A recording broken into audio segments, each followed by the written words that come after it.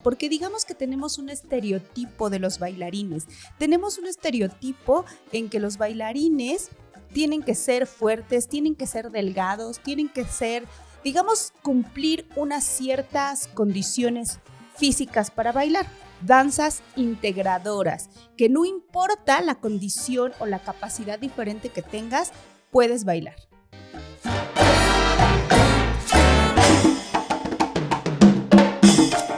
Hola chicos, bienvenidos a nuestro podcast. El día de hoy vamos a tener nuestro 7º episodio. Estoy muy contenta porque por fin, después de algunos contratiempos que hemos tenido para grabarlo, vamos a tenerlo.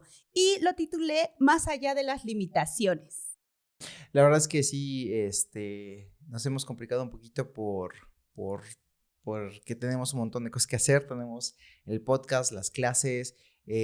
Seguimos actualizando el sitio, también algunas cosas de ropa que también vamos a tener en la página web. Entonces la verdad es que hemos ido desplazando, además atravesó el puente, pero ya tenemos aquí el capítulo 7, por fin llegó. Teníamos casi semana y media queriéndolo grabar y bueno, hoy por fin llegamos al tema. Hiciste tu investigación y la verdad es que tenía rato que no, como que no querías platicarme, no querías spoilarme, entonces, pues a ver, cuéntanos. Pues bueno, este podcast lo titulé Más allá de las limitaciones y la idea surgió porque estamos preparando mucho material y resulta que encontramos la historia de un bailarín británico, David Tull, que a mí en realidad me sorprendió muchísimo su historia, porque nació con una rara enfermedad. De hecho ya hicimos un reel de eso, y a los 18 meses de edad, imagínate, a los 18 meses de edad tuvieron que amputarle sus piernas, las dos piernas. Entonces, él creció, digamos, con esa discapacidad, y digo discapacidad entre comillas, porque él mismo dice en algunas entrevistas, que también se las vamos a dejar acá, dice, todos tenemos discapacidades en diferentes áreas. Entonces, él creció sin sus piernas y con todo y eso, se volvió actor y bailarín profesional. Él fue conocido en realidad, o digamos se hizo famoso porque participó en la película de los Juegos Paralímpicos, de los Juegos Olímpicos, perdóname, de los Juegos Olímpicos en Londres 2012. Entonces también hay mucho material de él que pueden checar en internet para que vean cómo es que hacía sus películas y hacía sus performances de baile. Entonces, de ahí surgió la idea, porque además estamos también buscando material de diferentes bailarines, de diferentes disciplinas, y no sé si te acuerdas que también hicimos un reel de esta chica que perdió una pierna en los atentados de Boston, Adrienne Haslet. Ella estaba ahí pues como espectadora cuando sucedieron los atentados, y lamentablemente lo que sucedió es que su pierna izquierda tuvieron que amputarla. A los 33 años, ella pensaría que ya no tenía pues sus proyectos, ¿no? Totalmente. Lo que hizo ella fue seguir con su pasión por el baile, y un instituto de Biomechatronics le hizo una prótesis especial para ella y empezó a entrenar. Y después de cierto tiempo, de 200 días de entrenamiento, regresó a los escenarios. Entonces, este tipo de cosas o este tipo de historias me hicieron buscar y me hicieron investigar para quién es la danza. Porque digamos que tenemos un estereotipo de los bailarines. Tenemos un estereotipo en que los bailarines tienen que ser fuertes, tienen que ser delgados, tienen que ser, digamos, cumplir unas ciertas condiciones físicas para bailar. Y de ahí fue que empecé a investigar acerca de todo este tipo de danzas y encontré un montón de cosas. Como siempre te digo, no te voy a spoilear, y encontré muchas cosas interesantes acerca de las danzas que integran a gente que tiene, como dice David Tull, bueno, como decía, porque ya falleció, danzas integradoras, que no importa la condición o la capacidad diferente que tengas, puedes bailar. Sí, de hecho, bueno, como ya lo he platicado también acá y ya tú lo sabes, estuve mucho tiempo aquí en la ciudad de Puebla en el CAE, que es un centro de arte terapia. En general ven muchas cosas, están muy enfocados sobre todo a teatro y clown, bueno, al menos en el momento en el que yo estuve ahí y hacía muchas especialidades, pero algo que tenían mucho era el danceability. Y el danceability, justamente la chica que lo daba, de hecho ni siquiera era de Puebla, era de la Ciudad de México, porque me parece que tiene que tener un tipo de certificación. Y entonces esta chica en ese momento, creo que era la única, al menos en esta región, que tenía la certificación. Entonces ella venía de la Ciudad de México a impartir algunos talleres de danceability, que justamente tenían mucho esto que es un tipo de baile de integración, ¿no? Que muchas personas lo hacían. Ella sí, desde el principio del taller decía, bueno, es para todas las personas, pero no crean que también tomando el taller ya lo van a poder dar. O sea, nada más es nada más una experiencia, y la verdad, yo lo tomé 2 veces, fue bastante interesante y bueno, tengo varias historias de eso, pero sí, digamos que ha sido como mi punto más cercano, ¿no? Que la verdad sí lo tomé con chicas que son, o que estaban estudiando para ser bailarinas, y yo era el único en ese momento que no, y sí fue como para mí diferente, porque además lo hicimos con una chica que tiene una discapacidad motriz e intelectual. Entonces hicimos el taller llevó a varias cositas, pero también lleva al mismo tiempo terapia. Digo, no puedo comentar mucho porque también es parte ¿no? de vivir la experiencia, pero sí fue bastante interesante como poder hacer ese tipo de baile. Ya me desconecté un poco, pero sé que sigue habiendo, y me parece que ya hay más personas, pues obviamente, que han tenido la certificación, porque siento que el movimiento ha crecido bastante. Sí, me encanta que menciones esto. Justamente también busqué si el danceability era un tipo de danza para discapacitados y en realidad encontré que no. Y también preparando este tema surgió el tema de nuestro siguiente podcast. Entonces, danceability es tema de un siguiente capítulo que vamos a hablar bueno, no les voy a spoilear, pero vamos a seguir hablando de tipos de danzas diferentes. Volviendo a esto, entonces encontré 3 tipos de danzas integradoras súper interesantes y que en realidad me explotaron la cabeza. La primera fue el baile en silla de ruedas, por sus siglas en inglés LWD, que significa Level Wheelchair Dancing. Nació en Suecia en 1968. Imagínate, 1968. En 1998, en Japón, fue el primer campeonato mundial de silla de ruedas, y ese año se instituyó también como un deporte en los Juegos Paralímpicos. Entonces tiene un desarrollo bastante largo, digámoslo así. Incluso ya hay categorías, así como hay categorías en otros pues bailes en diferentes estilos. Aquí en este baile también existen varias categorías. Existe el dúo, existe lo que es que son los 2 integrantes de la pareja, van en silla de ruedas. Existe el combinado, que uno de los integrantes va en silla de ruedas y el otro es bailarín, que tiene, digamos, todas sus capacidades. Existe el individual y el grupal. Y entonces imagínate, ha tenido un desarrollo bastante largo y es específico para baile en silla de ruedas. Encontré otro baile que son justamente danzas integradoras. Tiene un poquito que ver como lo que dices del danceability, que es integrar a personas con diferentes capacidades y diferentes habilidades, y ocupa diferentes técnicas de danza. Lo que hace es la danza contemporánea, la danza clásica, la improvisación y algunas técnicas de danza terapéutica.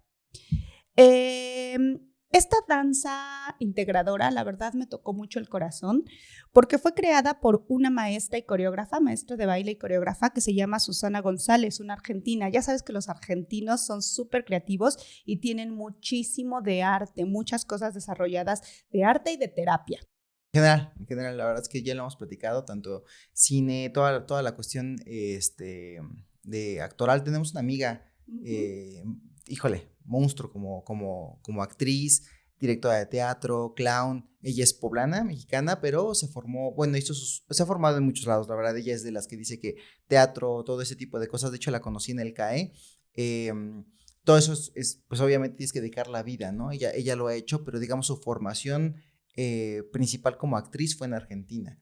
Y te acuerdas alguna plática que tuvimos, es que ella también explica porque viviendo allá, con todos los problemas económicos y todo lo que ha habido, y además están como que han desarrollado mucho tanto la parte terapéutica como la parte de creatividad actoral y así. Entonces, sí decías que hacíamos ese chiste, ¿no? Que en Argentina hay mucho terapeuta y hay mucho que avientes una piedra y le va a caer a un terapeuta o a un artista, ¿no? Ya sea escritor, no sé, porque sí tienen pintor, claro, ¿no?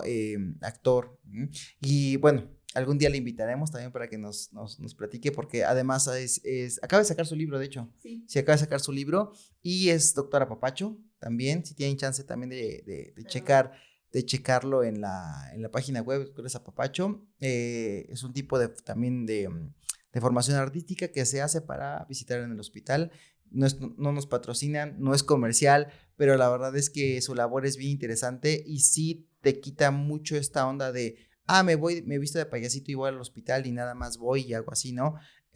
Híjole, nada más por lo poco que cuenta, toda la experiencia que tiene, tanto a nivel de sanitización, a nivel de poder estar con los niños, de terapia, de todo. La verdad es una formación bien, bien interesante. Si tienen oportunidad, chéquenlo y algún día, pues, a ver si le invitamos también a platicar con nosotros. Sí, y una formación bien fuerte. O sea, la verdad es muy fuerte lo que hacen, porque parece una labor un poco, pues, light, ¿no? Pero en realidad no, es una formación muy fuerte. Y pues, bajo esa tesitura, los argentinos también conjugan lo que es el arte y la terapia, ¿no? Hablando de psicoterapias en realidad.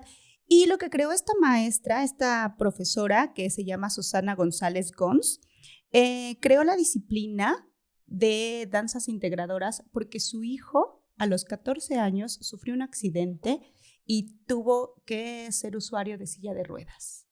Entonces, la verdad es que me conmovió mucho porque fue como su forma de sanar ese dolor y esa adversidad que pasó. O sea, imagínate, su hijo tan joven que sufre un accidente y que ya no puede caminar, que ya no puede tener ninguna, o sea, que se considera, entre comillas, discapacitado porque tiene que utilizar silla de ruedas para toda la vida. Debió haber sido un golpe muy fuerte para ella, en realidad. Entonces, crea esta disciplina y lo que sucede es que va mucho más allá. No solamente se quedó como en entrenamiento interno, ¿no? Sino como que empezó a integrar a la gente y empezó a invitar a todos los que tuvieran alguna discapacidad, no solamente que estuvieran en silla de ruedas, sino que tuvieran alguna igual discapacidad motriz o intelectual, como niños con síndrome de Down, niños autistas, la gente que quisiera integrarse, y creó espectáculos. Y entonces todo esto que he investigado se los voy a dejar en la caja de comentarios. Todas las páginas, los espectáculos que son de verdad impresionantes. Sí, para los que nos están viendo en YouTube, pero si nos está escuchando en Spotify, lo dejamos en la descripción. A veces no nos deja poner todos, pero lo vamos a intentar poner ahí. Y si no, de todos modos, en delirio.dance, en nuestra sección del podcast, también ahí en el blog tenemos un blog específico donde subimos todos los capítulos. Ahí también te dejamos todos los links si tienes chance, si tienes curiosidad. Y bueno, obviamente en el canal de YouTube y también en Facebook, en todas las redes vamos a estar poniendo toda esta información. Si nos estás viendo a través de, también lo checaste a través de un clip, también toda esa información va a estar ahí. Entonces, a ver, ahora sí, coméntalos. Sí, te voy a contar los 3 espectáculos. Lo que te decía es que fueron más allá, no solo de entrenamiento. O sea, es como una forma de bailar, de integrar, pero además hicieron espectáculos. Y el primer espectáculo se llama Rueda de Amor, que fue justamente después de que su hijo tuvo el accidente y empezó a crear este sistema. Armaron, digamos, invitación a las personas que tenían alguna discapacidad o lo que le llaman capacidades diferentes y empezaron a armar el espectáculo. Fue un poco polémico, pero fue muy bien aceptado. El segundo que armaron fue rueda de tango. Ese sí fue súper polémico porque la idea que tenemos del tango es que sea súper elegante con los vestidazos y haciendo firuletes con los pies o con los brazos, las vueltas. Y entonces ella presentó este espectáculo con gente en silla de ruedas, con diferentes capacidades, entonces fue polémico, pero sí fue muy bien aceptado también.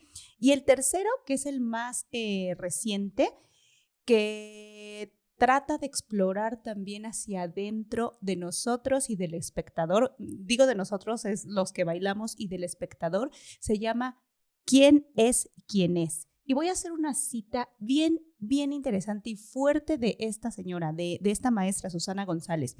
La cita dice, en la vida uno pasa mucho tiempo para saber quién es.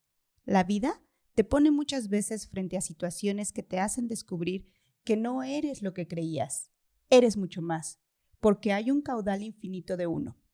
El ser humano tiene una potencialidad inmensa que se pone de manifiesto ante situaciones adversas. Entonces, es tan bonito, en realidad es algo que ella creó para sanar todo lo que había pasado con su hijo. Ella es bailarina y coreógrafa de profesión y obviamente se ha dedicado a la danza toda la vida. Sin embargo, ante esta situación adversa y tan dura, después de todo lo que había pasado, que me imagino que en Argentina, igual que acá en México, el servicio de salud no es el mejor. Entonces, debió haber pasado situaciones bien, bien difíciles, emocionales y también con su hijo. La verdad no sé cuál fue exactamente el accidente que tuvo, que lo dejó siendo usuario de silla de ruedas, pero imagínate, lo que hizo fue ocupar el arte, la danza, que es lo que más ama en la vida seguramente, para ayudarse, para ayudar a su hijo y no solamente a eso, sino para ayudar a las demás personas. Y no solamente a los que participan, también pone, digamos, una cuestión como esta a los espectadores. Entonces les vamos a dejar, como dices, ojalá sean los primeros en verlo igual junto con Luis, todo esto. Y si quieren buscar más de ella, también les voy a dejar su página. Entonces, esta señora, la verdad, esta maestra, un monstruo de la danza y empezó a crear a partir de una adversidad que tuvo. Y luego, la siguiente danza que encontré, esto también me dejó atónita, digámoslo, o sea, me sorprendió muchísimo, porque es algo que se llama danza para sordos. Digo, muy poca gente lo sabe, tú lo sabes porque somos esposos. Mi abuelita es sorda, completamente sorda, y ella dejó de escuchar desde muy joven, a los 30 y tantos años, empezó a degenerarle el nervio auditivo y es totalmente sorda. Y es muy duro para ellos y para la gente que estamos cerca de las personas sordas, porque literal viven aislados por completo. O sea, estamos en una comida o estamos en X reunión familiar y ella vive totalmente en su mundo, no se entera de qué nos estamos riendo, no se entera de qué estamos hablando, no se entera absolutamente de nada por la condición que tiene. Entonces es difícil integrarla de vez en vez. Esta danza para sordos, o sea, puedes... Bueno, y además que tu abuelita también nunca quiso usar bien su aparato, ¿no? Me comentabas que se le hacía como...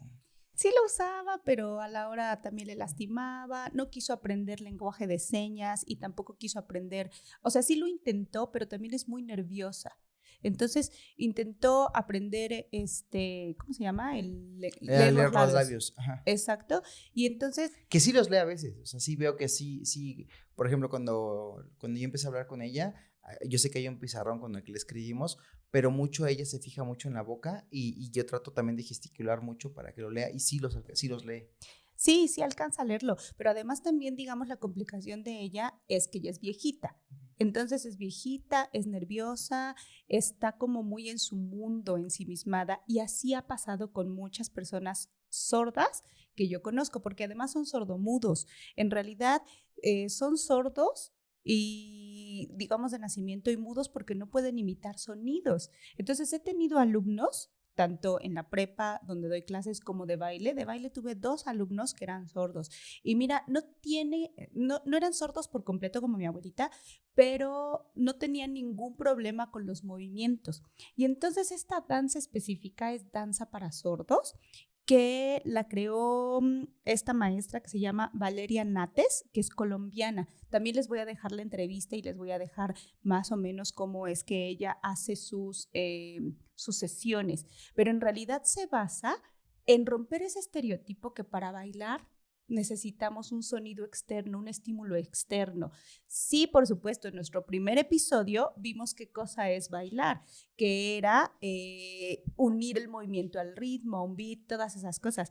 Pero también a nosotros, que tenemos todos los sentidos, a veces se nos olvida que también tenemos vibraciones internas, que también tenemos pulsos y tenemos cosas desde adentro que nos hacen expresarnos a través del movimiento. Obviamente lo unimos a la música. Y entonces lo que hace ella para generar, digamos, esta técnica de danza para sordos es que ellos tengan texturas como esta que tenemos aquí y vayan sintiendo las vibraciones, que toquen los instrumentos para que sientan la vibración y de ahí puedan reproducir el beat que está provocando, que estén cerca de la gente que canta o de donde se produce el sonido.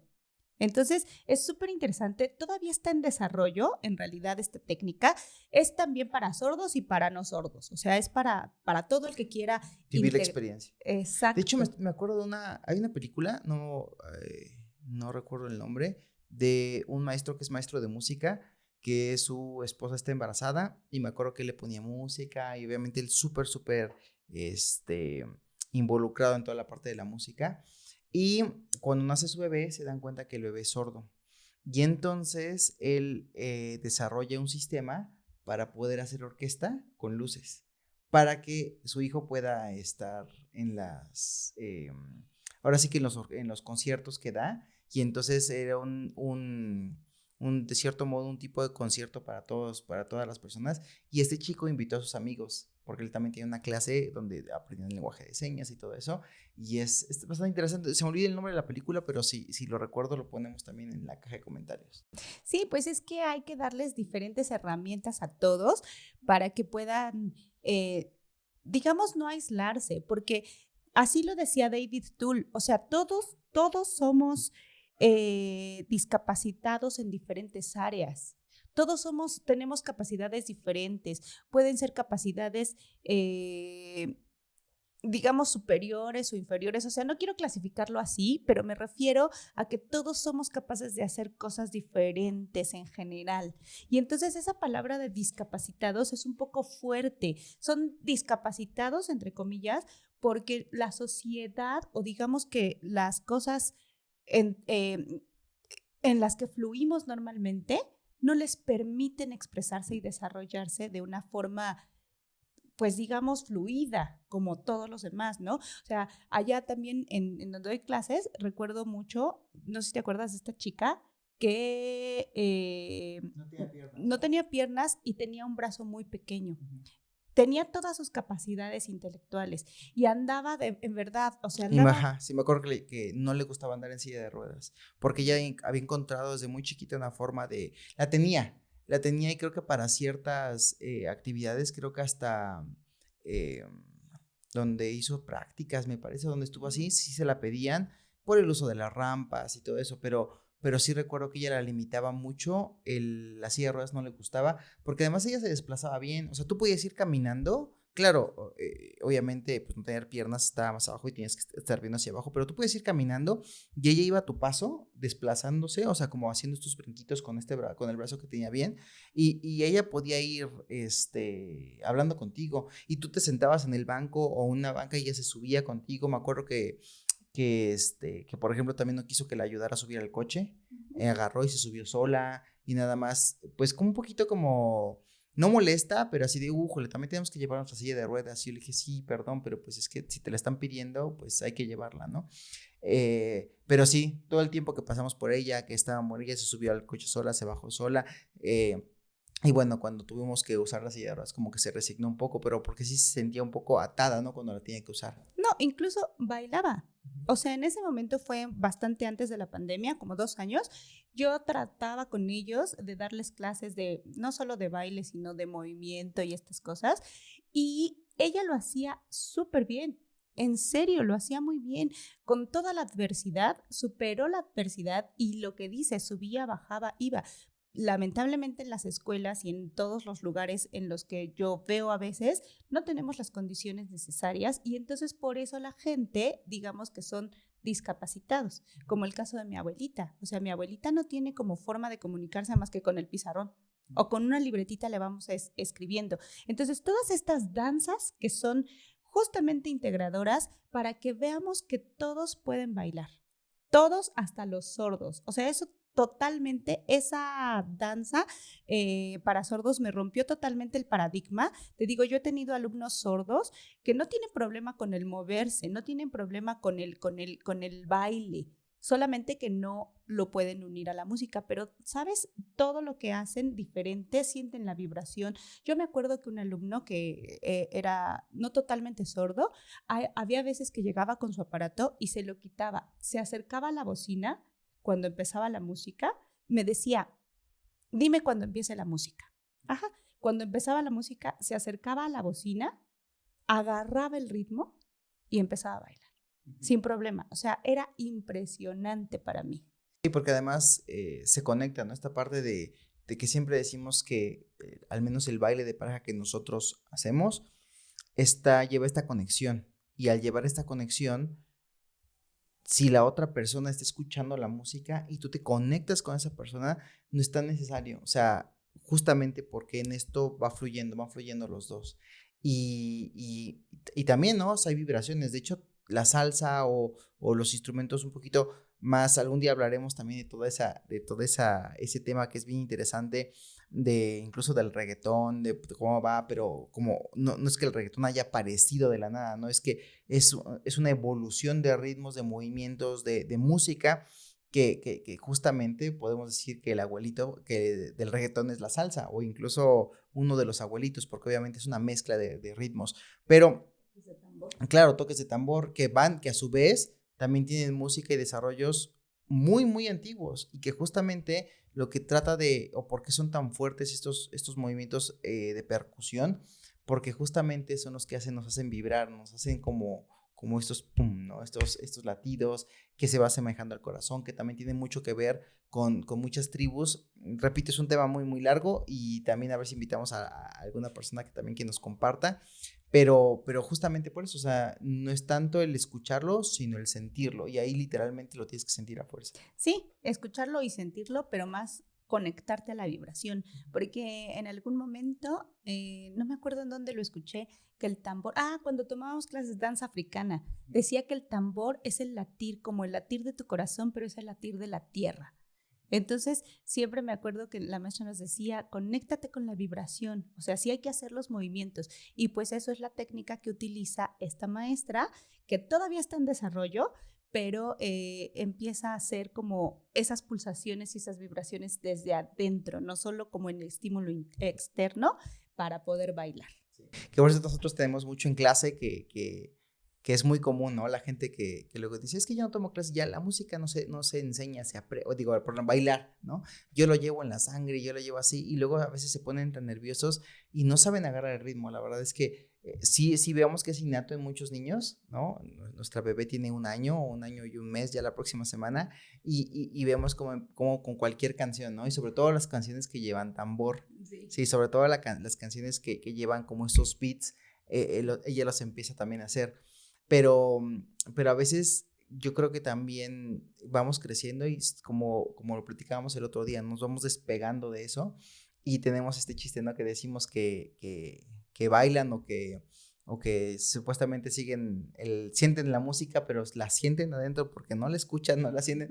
Y también digo, yo también he estado ahí, estás a veces tan nervioso de poder estar bailando o de poder moverte, que la verdad es que agarras un ritmo y te apegas a él, y la verdad es que sí llega un momento en que te despegas un poquito de la música, ¿no? Pero justamente si te detienes un poco y sigues escuchando, justamente lo bonito del baile es cuando ya logras compenetrar eso, ¿no? Ver el movimiento y ver dónde estás, que después también hablaremos de eso, de cómo es bailar a tiempo, bailar a destiempo, y bueno, toda una polémica que también hay de eso, pero bueno, volviendo al punto, sí, es más importante, ¿no? Sentir la vibración, sentir los tambores. Me acuerdo mucho lo que nos decía la maestra de africano, que muchos movimientos eran hacia abajo, hacia la tierra, y hacia el momento de sentir. Y digo, las poquitas clases que he tomado de afro, bueno, de ya movimientos cubanos, que también vienen justamente afrocubanos, también mucho viene esa relación. Y los cubanos lo desarrollaron a otro nivel totalmente diferente, que justamente por eso también se fueron creando. O sea, no es una coincidencia que también, o que los cubanos siempre lo tenemos en la mente, que todo el tiempo están bailando, ¿no? Hay una razón histórica, social, cultural, incluso hasta política. Platicaremos después. Pues sí, esta ha sido mi investigación de las danzas integradoras, que son para, entre comillas, discapacitados. Y bueno, pues hasta aquí es lo que pude investigar. Les vamos a dejar en la caja de comentarios todos los documentos, porque aquí también en esto de danza para sordos está todavía desarrollándose. Hay un estudio que se ha llevado durante algún tiempo de esto, y encontré bastante interesante un estado del arte, que es cómo vamos, ¿no? Cómo vamos con el desarrollo. Entonces también se los voy a dejar, y les voy a dejar la entrevista que hizo esta maestra, les repito su nombre, Valeria Nates, que es la desarrolladora de lo que es la danza para sordos. Y también, bueno, compartirles que también todo lo que decimos acá son investigaciones que hacemos, digamos, en un tiempo. Si ustedes tienen alguna otra información, quieren compartir, o sienten que dijimos algo que no estaba correcto, que nos salimos, de antemano una disculpa. La verdad es que sí tratamos de preparar bien las cosas, queremos hacer un buen contenido, sobre todo para compartirlo. Hay muchas cosas que nos llaman la atención, y justamente el concepto de nuestro proyecto es transmitir que el baile es tan complejo que es imposible ser experto en todas las áreas, ¿no? Hay tantas ramificaciones, hay tantas cosas, porque el ser humano baila por naturaleza. O sea, él lo tiene, aunque desapareciera la música, aunque desapareciera, digamos, lo que llevamos recorrido de música, encontraríamos formas de hacer ritmos y de seguir moviéndonos. Está muy entre nosotros, y por eso también entendemos que hay cosas que no están dentro de nuestro conocimiento. Fati, la verdad, sí se esfuerza bastante, lee los artículos, ve los videos, la veo haciendo su resumen, encuentra algunos artículos, y bueno, también sabemos que en internet pues hay muchas cosas. Entonces, si quieren compartir, sumar, repito, ¿no? Levantar un poquito y decir, bueno, tal vez te confundiste en esta parte, o no sé, o sea, puede haber muchas cosas aquí. Estamos abiertos a críticas, comentarios. Gracias por escucharnos, gracias por hacernos parte de un ratito de su tarde, su mañana, en el momento que nos estén escuchando. Y bueno, pues este fue el podcast Como en la Vida. El capítulo número 7, muchas gracias. Recuerda, suscríbete a nuestro canal, activa las notificaciones, síguenos en todas nuestras redes sociales, y también únete a nuestra comunidad en nuestra página delirio.dance.